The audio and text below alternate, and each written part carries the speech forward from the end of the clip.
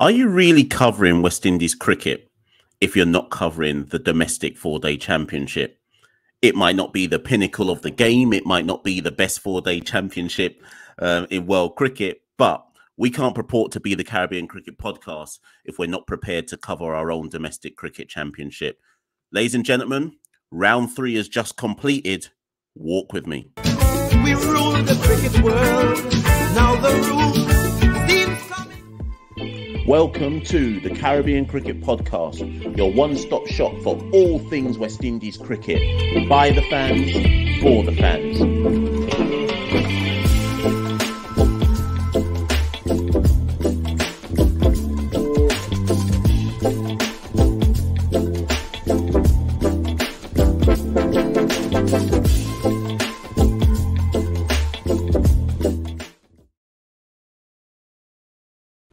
I've got to get my priorities straight out here. I'm recording this on Sunday, the 22nd of May, 2002. My football team, Bromley Football Club, are, how many hours away? About 5 hours away from kicking off, maybe 6 hours away from kicking off at Wembley in the FA Trophy final. I need to get ready for that. But my love for the game, and by the game I mean cricket, and my love for the Caribbean Cricket Podcast is such that I'm still recording this before I leave. So I'm going to do a quick, when I say quick, I mean a little 20, 25 minutes, maximum half hour. So people, if this touches half hour and I haven't locked this off, I'm just going to lock it off abruptly and disappear from this screen because I've got to go get ready.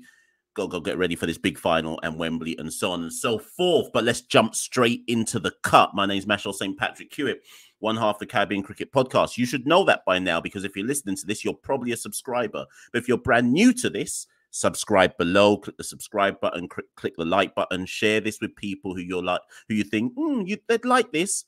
They'd like this level of analysis and depth that this podcast goes into. If you've never listened to Caribbean Cricket Podcast before, other than through YouTube, search Caribbean Cricket Podcast, go to the podcast provider that you tend to listen to, Spotify, Google Podcasts, Amazon, whatever it might be, Apple, etc., and you'll find us on there. Just search Caribbean Cricket Podcast. You can, of course, also find us on Twitter and on Instagram and the like at Carib Cricket. Let me just bring that up for people who don't know. At Carib Cricket on Twitter and Instagram. We're on Facebook as well, Caribbean Cricket Podcast. And you can support us and become a patron of the Caribbean Cricket Podcast for as little as £2, $2, ₹2, $2, whatever your currency is, by going to www.patreon.com/Carib Cricket. That's the admin out the way, people. Let me jump into the cut. Like I said, I was going to do the West Indies 4-day championship. Round 3 has just completed. Quick summary of the results.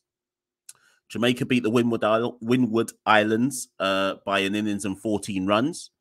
Leeward Islands beat Trinidad by, I think it was 189 runs in the end. And Guyana, in a thriller, beat Barbados by 5 wickets. Wow. Now, first things first, without me bringing up the table, because the table's still being formulated, because I think a lot of people may have missed that there's actually bonus points for taking wickets via fast bowlers. So apologies, I don't actually have an updated table to show you on the screen at this particular point in time. We'll update that on our Twitter feed, our Instagram feed, etc. once it's been sent to us. But what I will tell you is that really opens everything up, and we're literally in a four-way for the title. It's going to go to one of Barbados, Trinidad and Tobago, Guyana, or Leeward Islands. As things stand right now, I think Leeward Islands have to be favourites. Why? Because if you want to call it an upset, having smashed Trinidad and Tobago, their last 2 games are against the Windward Islands and Jamaica, the bottom 2 teams in the tournament, arguably the weakest 2 teams in the tournament. So as things currently stand, Leeward Islands possibly could take this. Their next game, I believe, is against the Windward Islands. Guyana are playing Jamaica, and the big clash, Trinidad versus Barbados. You have to feel whoever loses that one is basically not going to win the title. But that's for round 4. We won't get into that too much. We're here to kind of review what happened in round 3. Now, when I say review what happened in round 3, my whole thing about the 4-day championship is I'm looking at the competition in the context of West Indies cricket. What do the performances and the results mean for the wider scope of West Indies cricket, and in particular a specific focus on, have I seen any performances that warrant anybody putting themselves in the frame for a potential West Indies call-up? Maybe Bangladesh in July will come too soon for a West Indies call-up. End of June, start of July, I should say. Maybe that will be too soon, but we have to talk about players that are putting themselves in the frame. First things first, though, let's remind ourselves as well what positions are really up for debate at current vis-a-vis playing for the Maroon. Arguably, the opener position is up for debate. The jury is still largely out. Some say the door should be closed on John Campbell. So the jury is out as to whether John will retain his place for Bangladesh, and we'll drop some videos on that in due course on the Caribbean Cricket Podcast. But his position is up for debate. Shamar Brooks, arguably his position is up for debate at number 3. Again, some would probably rightly say he's got to be given a run before he's dropped. And I tend to prescribe to that, but his position is not firm in the West Indies test side, so to speak. Everybody else in the side, from a batting perspective, probably there's an argument to say their position is secure as things currently stand. And that's me going all the way down to Josh De Silva. Then when you look at the bowlers in terms of positions where you're like, is there a question mark? Again, up for debate, but some would say Permol has not cemented his place as the premier spinner. Obviously, Carl Mayers came in for that 3rd test versus England, and due to his performance with the ball, when we didn't even go in with a frontline spinner, there's question marks about Permol. Is he still the premier spinner? How do West Indies plan to use him, etc.? So his place has a question mark. I don't think it's too much of one, but there's a question mark there. And then with the fast bowlers, there's a question mark because we don't know if Kemar Roach is going to be ready for that Bangladesh series. Obviously, he injured himself versus Surrey. For Surrey, when he came over here to play in the 4-day championship for Surrey, in the county cricket, I should say. So we don't know what Kemar's rehab is saying. We don't know if he'll be ready in time for July. So arguably, there's a space open to possibly replace Kemar Roach. Obviously, Jaden Seals is a lock-in. Is Alzari Joseph a lock-in? I think he was okay versus England, so maybe Alzari's a look-in. So there's a question mark about, is there a position available for another seamer in light of the fact that Kemar may or may not make it. So to recap, positions we're really looking at when we look at the 4-day championship: is there an opener? Is there a number 3 or 4 putting pressure on Brooks? Is there a spinner putting pressure on Permol? And is there a fast bowler putting his name forward? So let's go straight into it. Like I said, don't want to make this too long, 20, 25 minutes max. I'm watching the timer as I talk. Obviously, any comments you've got, put them in the comments below. You know I always reply to any video that I do. I always reply back to the comments and to get the discussion going. So first game, let's look at Jamaica versus the Leeward Islands, because that finished, what, in like 2.5 days, 3 days? Jamaica obviously won by an innings and 14 runs. Who were the standouts in that particular game? Let's start at the top. Brandon King, 119 not out for Jamaica. Now, don't want to go too much into it. We've done a podcast episode with Brandon King. If you've never listened to it, go back and look for it. We recorded that in summer of 2020. Brandon King, if things had gone a different way for Brandon King, he would already be in the West Indies test team. Prior to COVID, Brandon was pretty much, I believe, on the cusp of a West Indies call-up in the middle order. He had the breakout season with CPL, with Guyana Amazon Warriors. And as a result, Brandon somehow ended up going down the white ball route for West Indies. Obviously, we've seen him play T20s. We've latterly seen him get into the West Indies ODI team. In fact, he's coming over to Europe to play in the Netherlands in next week, literally. So this was his only one. This is his only game. And that goes for everybody else who's played in this 4-day champ. They're only getting one game. So that's your Shea Hopes, your Jaden Seals, etc., because they're coming over to Europe and then to Pakistan to play in the ODI series. So King should by now have been in the West Indies setup. He hasn't had a chance to play 4-day cricket again until now. And having taken that chance, he's returned with a 119 not out. Is that enough to get him in the West Indies test squad? No. Does it put his name back in the conversation? Yes.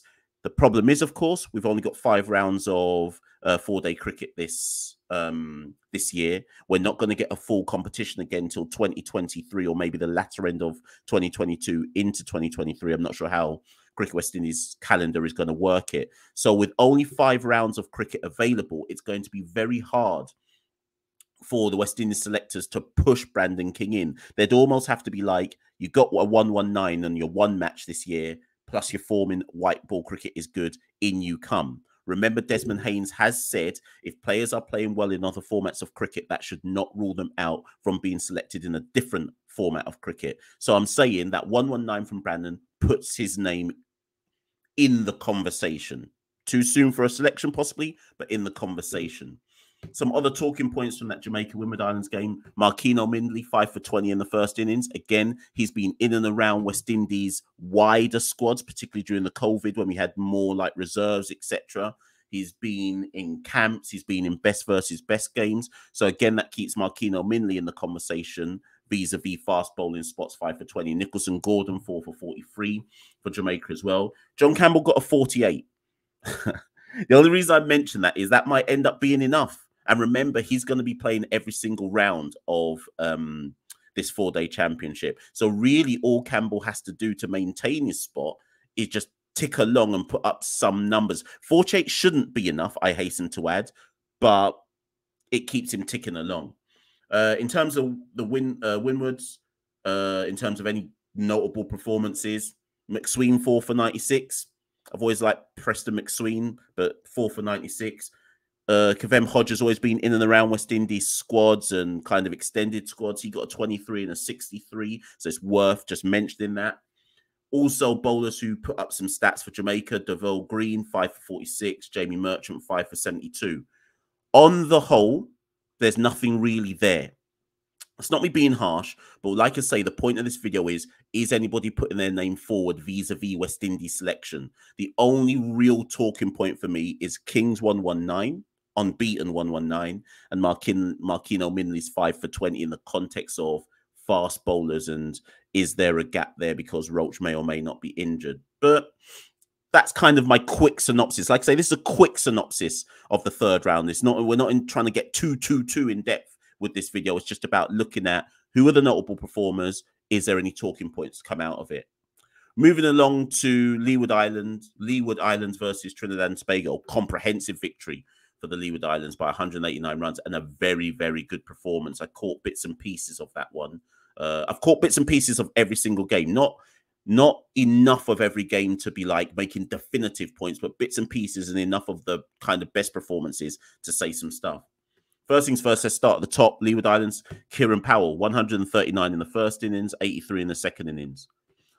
To all intents and purposes, so Kieran Powell currently is the 2nd top scorer, batter, I should say, in the 4-day championship after 3 rounds. 366 runs at 73, 100 250s.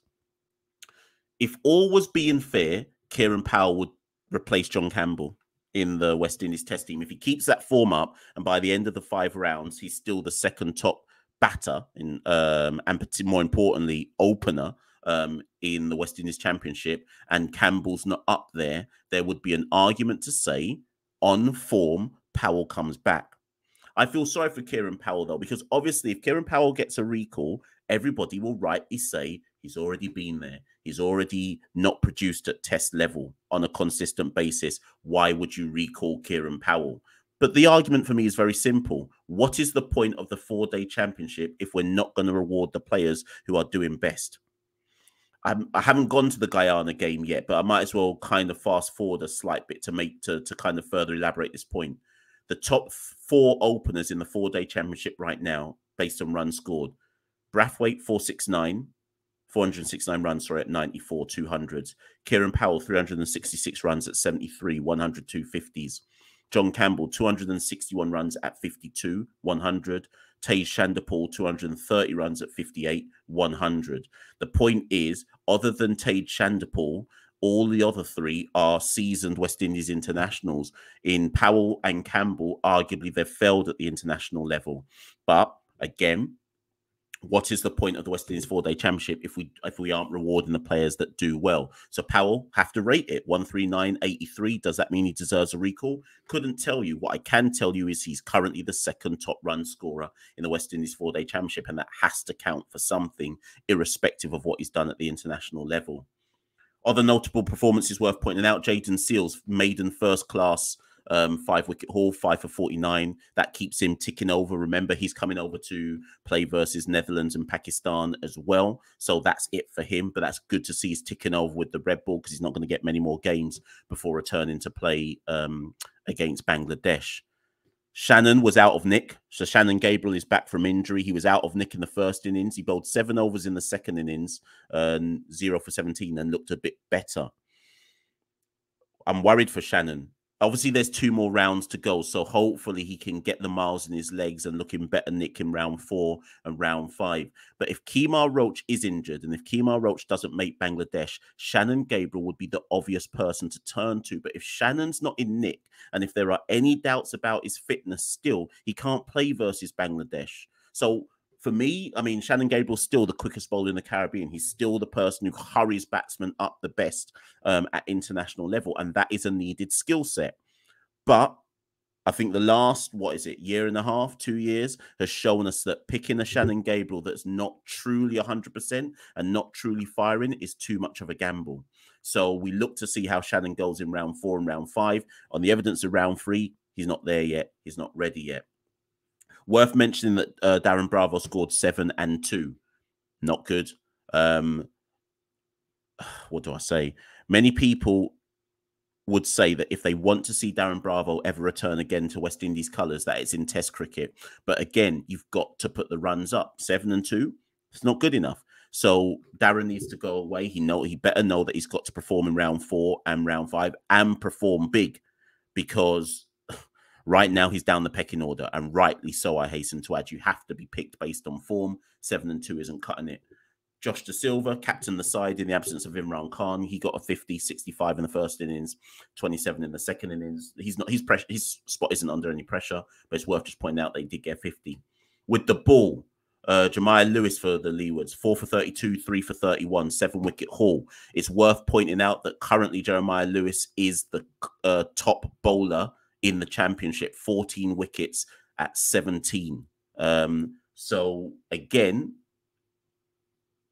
in the context of rewarding performers, currently Jeremiah Lewis is the best performer in the West Indies four-day championship. 14 wickets above everybody else, 7 wickets in this match. You've got to rate it. You've got to respect it. If he continues that form, does that get him a West Indies call-up? I don't know, but I'm just highlighting it. And he looked good as well.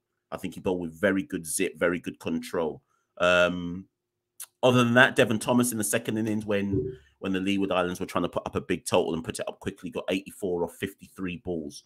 Obviously, lots of people say, well, Devin Thomas, let me find my stats again for Devin Thomas. So Devin Thomas is currently the 3rd top run scorer in the championship, 338 runs at 68, strike rate of 94 as well.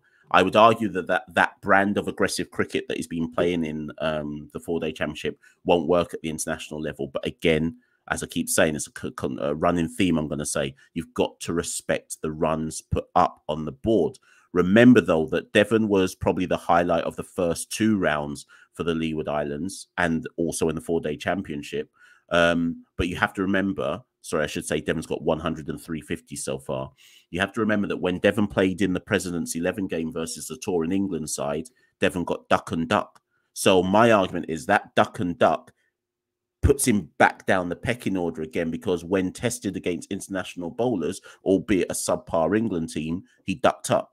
So yes, you got to look at the 84 from 53 balls. You have to respect it. You've got to respect what he's been doing in the 3 rounds so far of the 4-day championship, and arguably that means his name should be in and around any consideration of a wider squad, or squad of 15 or whatever it might be. But that duck and duck versus England's touring squad will harm him, so he's got to continue to put up some more runs so that the sheer weight of runs keeps his name in the conversation. Shout out Yannick Correa as well for Trinidad when they were when they batted in their second innings. He got an even 100, 4 wickets in the match as well. Yannick Correa has been good for a while now, you know. It's worth keeping tabs on Yannick Correa. I think he's now, yet again, another example of a West Indian cricketer who only really starts to learn their game the more the years go on. Like Yannick Karai, people have talked about Yannick Karai for ages, but it's only now, I think he's 27, is it? 26, 27? It's only now that you're starting to see a level of consistency from him. So congratulate him on his 100. I think he might be in the top 5. Yeah, Yannick Karai is the 4th top run scorer currently in the 4-day championship, 263 runs.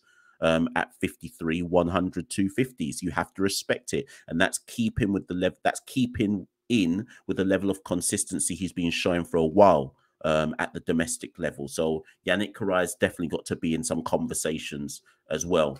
And lastly, some other notable performances. Akeem Cornwall, who captained the Leeward side, I should also point out, got 4 for 50 in the second innings. Does that mean Akeem Cornwall comes back into consideration for a West Indies call-up? I don't know. I think Permol is still the incumbent and probably rightly the incumbent, but we shouldn't forget what Akeem Cornwall can do with the ball, and that 4 for 50 should be noted.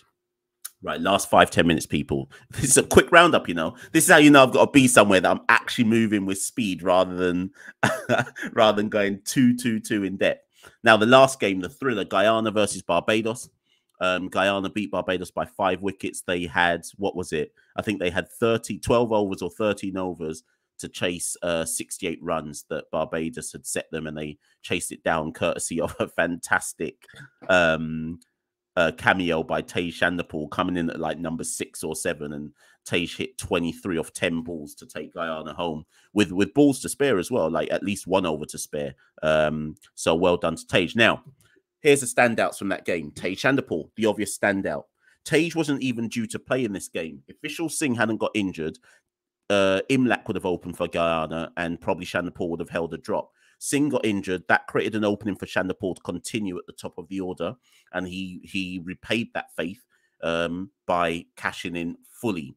140 not out in the first innings, 23 not out in the second, and contrasting types of innings as well. That 140 he played, I've seen pure cussing on some of the Facebook groups, fans groups, etc., saying Chanderpaul bats too slow. My thing is this: Tej has been batting slow for his whole career. That ain't nothing new.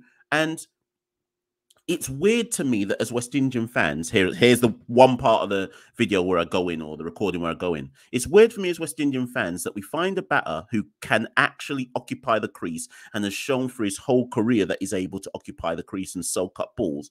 And our first instinct is to go, bats too slow, bats too slow. He can't offer West Indies anything. Like we've got batters like that. Why do you think we saved one of those test matches versus England? Or was it 2 of them? There was one where Craig batted balls upon balls upon balls, hours upon hours, and then Nkrumah Bonner did likewise. That's why we didn't lose those test matches. We do not have a plethora of batters who know how to occupy the crease in the Caribbean. So when I see Tej Chanderpaul, not for the first time, put up 140 and not out of 434 balls, sorry, I'm not looking at that guy and cussing the man out. I'm thinking, thank God we've got a batter in the region who knows how to occupy the crease. Does he need to develop his game? Yes. We've been saying that since he was like 19. He's 25 now. Does he need to develop his game and find more shots? 100%. But as he showed in the second innings, when the situation required it, he got 23 not out of 10 balls to take Guyana home. Tej's got that in his locker. He's been playing 2020 cricket for a while now in those like US leagues, Atlanta League, Houston League, all these different types of 2020 leagues that people are going to go eat a food during the summer and so on and so forth. So Tej has been playing in those and making runs, I hasten to add. That wasn't even a surprise to me to see Tej do the 23 off 10 because he's been doing that in those US Open leagues and so on and so forth. So big up Tej, man of the match, took it home for Guyana. Do I believe Tej deserves a chance for the West Indies? Yes, but anyone who follows us on Twitter, you'll notice that I've been saying that since 2019. In fact, I've been saying it since 2018. And I was retweeting the tweets of me saying this precise thing in 2018, then 2019, then 2020, and 2021, and now in 2022. Tej should have debuted for the West Indies by now already. And let me tell you why. Because we tried everyone else. Tej currently averages 30 at first class level. Now, obviously, anybody watching this who's not from the Caribbean will be like, that's not good enough. Yeah, of course it's not. But Nobody averages good in the Caribbean, generally speaking. So as an opener, 30 is actually at the upper end. Thing is, it's funny, but it's not funny. 30 is actually at the upper end for a West Indian opener within the region. What did I say earlier on? Who are the openers currently above Tage in the 4-day championship? Craig, well, he's our captain, so his place isn't even open for debate. Kieran Powell, being tried multiple times. John Campbell, being tried multiple times. Then it's Tage Chanderpaul. My argument is simple. At some point, Tage has to get a chance because everybody else has got a chance. And at this point in time in West Indies cricket, and this has been being the case for the last 5-10 years or so, we don't have the depth of talent to be looking at someone like Tage and saying you're no good, because but on that definition, everybody's no good. So eventually at some point you have to take a gamble on someone and look at someone like a Tage and say, at least he knows how to occupy the crease. We can work with that. Because we've been giving opportunities to everybody else. So my question is simple: when does Tage's chance come? And I'm not Guyanese. I'm not beating no Guyana drum. I'm Jamaican. But I've been saying for the last 4 years, take a gamble on the ability that Tage has got. Forget who his dad is. There's nothing to do with Shiv. I'm looking at the fact that the guy can put a price in his wicket. That's already the raw materials to work with. So Tage's time must come. I'm not saying it must come versus Bangladesh, but Tage's name should definitely 1000% be in the conversation, and it should already have been in the conversation from time ago. Big up Imlak, he got a 50 as well. Big up Gudakesh Moti, who got 110 off something like 118 balls. I don't know what Barbados were playing at in this game. They went into this game with a bowling attack of Reefer and Jordan and Keon Harding, Jonathan Carter, Roston Chase. Who else was bowling for them? Warwican. Now, Keon Harding was very poor to me. I think it was really subpar. But when you hear that bowling attack, does that sound like a bowling attack that's going to run through Guyana? Obviously, Roach is injured. Obviously, Holder's being rested. Shamar Holder is injured as well. But what happened to players like, I don't know, Ramon Simmons and stuff like that? Could they not have found another fast bowler from somewhere? Be interested to see what the Barbadians say who are listening to this. That bowling attack to me just smacked of, no. Put more respect on Guyana's name. That's not going to bowl Guyana out, that bowling attack. And unsurprisingly, the Barbados bowling attack didn't take 20 wickets, to the point where Gudakesh got 110 from number 8 or 9 or wherever he batted. Gudakesh also, by the way, got 2 for 37 in the first innings, 2 for 35 in the second innings. Moti somehow was selected for the West Indies ODI squad back end of last year. He's not selected to go Netherlands or Pakistan. He's out again. Don't know why, because he didn't do anything to suddenly deserve a drop. But Moti's name for me should be in the conversation in terms of red ball spinners as well. There's an argument to say that arguably he out bowls for Sammy Permol for Guyana. I'd be interested to see what the Guyanese say about it, because there's an argument to say that Moti is actually the better bowler than Permol currently. I don't know. Then we can do a video on that. There's definitely some conversations to be had over that. Akeem Jordan was the pick of the Bayesian bowlers. He got 3 wickets in the first innings, 3 for 108, and then I think he got 4 for 31 in Guyana's second innings chase. So 7 wickets in the match for Akeem Jordan, which actually was his first-class debut for Barbados. So I think we have to put respect on Akeem Jordan's name. Reefer took a couple of wickets. Brathwaite, obviously, another century. 17 in the first innings, but 111 in the second innings when he was trying to save the match for Barbados. So that's just good to see the fact that our West Indies captain is in good nick. Hope. For Hope, you can read Brandon King. First innings, 119. The problem for Shea, though, is, of course, he's also in the ODI squad. So he's coming to the Netherlands, then going to Pakistan, won't play any more red ball cricket. We can't have, however, the conversation start about putting Hope back in the test team. That's not enough. And I'd love to believe that Shea, if he ever heard this video, or I'd love to believe that Shea would say the same, that just scoring 119 versus Guyana is not enough for Shea to suddenly come straight back into the West Indies test side again. It's not his fault that there's no more red ball cricket available for him to play, but I'd need to see Shea put up some more red ball numbers before we entertain the idea of Shea coming back into the West Indies setup. But that said, it's good to see him get 119. If I was Shea, I'd be clamoring to try and get some kind of red ball contract somewhere. I know the West Indies calendar doesn't really help him, but if I was his agent, try and get him a little red ball contract somewhere in the world to help him continue to work on his game. Other than that, just a couple more standouts. Permo took 5 wickets in the match, 4 for 81 in the first innings, 1 for 47 in the second. Like I say, he's the incumbent spinner in the West Indies team at the moment. That's not brilliant. I'm not saying, oh, he took 4 for 81 and 1 for 47. That means Permo's place can't be called into question. No, I'm not really saying that. But what I am saying is that it means it's not enough for him to be dropped, if that makes sense. We'll see how Permo goes in round 4 and round 5. And lastly, Chemo Paul. Got to keep tabs on Chemo Paul. We must always remember, people, that Chemo Paul at one point was the next, it's too much to say the next big thing, but at one point we saw Chemo Paul as the heir apparent to like a Jason Holder, like another potential all-rounder coming through. And injuries have taken their toll on Chemo.